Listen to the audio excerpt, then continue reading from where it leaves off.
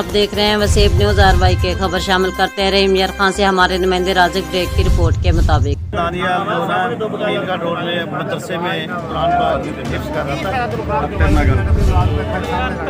वो दूसरे बच्चों के साथ नहर पे आया है, 2-3 बच्चे उसके और साथ। तो हमें जब इतला मिली भी उसने नहर में रहीम यार खान 18 साल नौजवान सादिक ब्रांच नहर में गिर गया। इतलात मिलते ही रेस्क्यू टीमें पहुंच गई। तलाश जारी। नौजवान का तल्लुक गौसपुर कॉलोनी से बताया जा रहा है।